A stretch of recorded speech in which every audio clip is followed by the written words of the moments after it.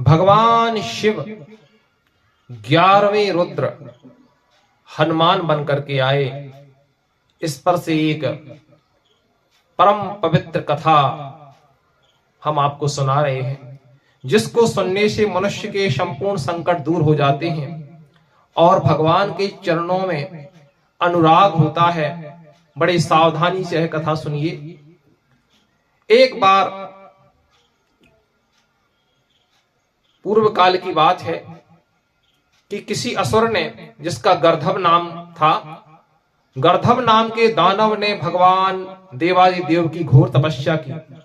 उस तपस्या से संतुष्ट होकर भगवान शिव ने उसको वरदान मांगने को कहा। असुर ने कहा कि प्रभु, यदि मुझे वरदान देना चाहते हो तो मुझे अजर अमर कर दो। भगवान शिव ने कहा कि मैं तुझे वरदान देने आया हूं। असुर ने कहा कि प्रभु, यदि आप मुझे वरदान देना चाहते हो तो मुझे एक वरदान दीजिए कि मैं किसी से मारा ना जाऊं, मैं अजर अमर हो जाऊं। भगवान शिव ने कहा कि नहीं, संसार में जिसका जन्म हुआ है उसकी मृत्यु निश्चित है। जातस्य ही ध्रुवो मृत्यु, जिसका जन्म हुआ है उसकी मृत्यु निश्चित है। तुम दूसरा वरदान मांगो।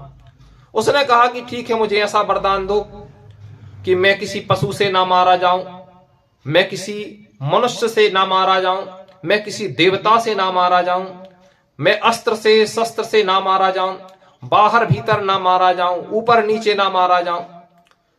जैसे हिरण्यकश्यप ने वरदान लिए थे, ऐसे ही उसने वरदान मांग लिए। भगवान ने कहा तथास्तु। भगवान शिव ने उसको वरदान दे दिया और कहा तथास्तु, ऐसा ही हो। वरदान के अहंकार में उस असुर ने लोकपाल, दिक्पाल और कहते हैं पूरे चराचर पर उसने अपना आधिपत्य स्थापित कर लिया। ब्राह्मणों को, संतों को कष्ट दिया। बहुत अत्याचार सहने के बाद देवता ब्रह्मा जी के पास गए।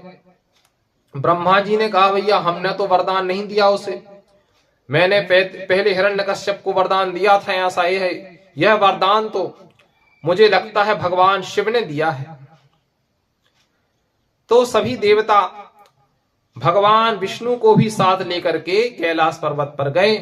कैलाश पर्वत पर जाकर के भगवान शिव से कहा कि प्रभु, वह दैत्य मारा कैसे जाएगा? आपने तो उसे अमोघ वरदान दे दिए हैं। भगवान शिव बोले कि देखो, मेरे द्वारा प्रदत्त वरदान, मैंने जो उसको वरदान दे दिए हैं, उन वरदानों का तोड़ मुझे लगता है कोई कर पाएगा और वो मुश्किल है मारा जाए किसी से। तो भगवान शंकर से भगवान विष्णु बोले कि यदि मैंने मार दिया तो आप बोलो आप क्या करेंगे? अब दोनों में शर्त हो गई। भगवान शंकर ने कहा यदि मैंने भगवान विष्णु ने कहा यदि मैंने उस असुर को मार दिया तो आप बोलो इसका मतलब क्या प्रमाण है कि आप कह रहे हैं कि नहीं मारा जाएगा? कैसे नहीं मारा जाएगा? जो वो तो मरेगा। भगवान शंकर ने कहा कि वो तो मुझे असंभव लगता है, वो नहीं मारा जा सकता। आपने धोखे से मार दिया होगा हिरण्यकश्यप को, लेकिन इसको तो मारना बड़ा कठिन है। भगवान विष्णु ने कहा कि मैं इसको अवश्य मारूंगा। तो भगवान शिव ने कहा यदि आप उसको मार देंगे तो मैं पूरा जन्म आपकी सेवा में, आपकी गुलामी में, आपके चरणों का दास बनकर के काट दूंगा। पूरा नैष्ठिक बाल ब्रह्मचारी बनकर के आपके चरणों की भक्ति करता रहूंगा, आपकी आज्ञा का पालन करता रहूंगा। भगवान शिव ने ऐसा कहा। भगवान विष्णु ने कहा ठीक है। और भगवान विष्णु तो बड़े चतुर हैं और लीलाधारी हैं। मोहिनी का रूप और लिया और जाकर के सीधे स्वर्ग में छम छम करते हुए उसके दरबार में पहुंच गए। मोहिनी का विचित्र सौंदर्य देखकर असुर भ्रमित हो गया और उसने कहा कि हे देवी, मैं आपसे विवाह करना चाहता हूं। भगवान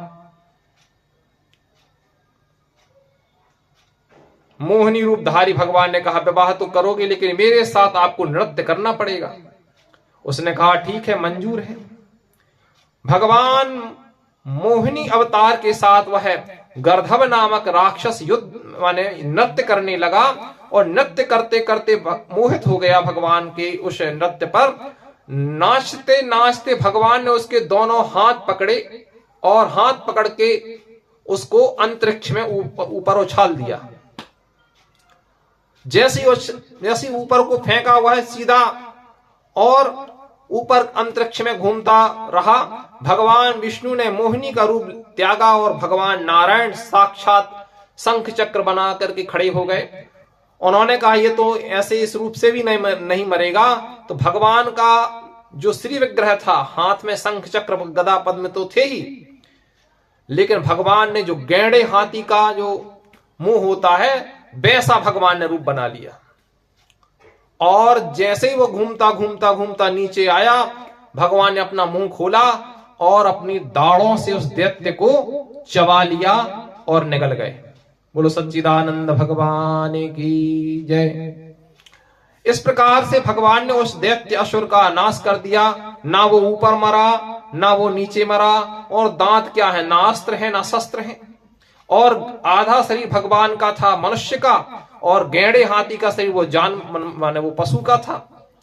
तो ना तो वो पशु में थे ना ही इंसान में थे।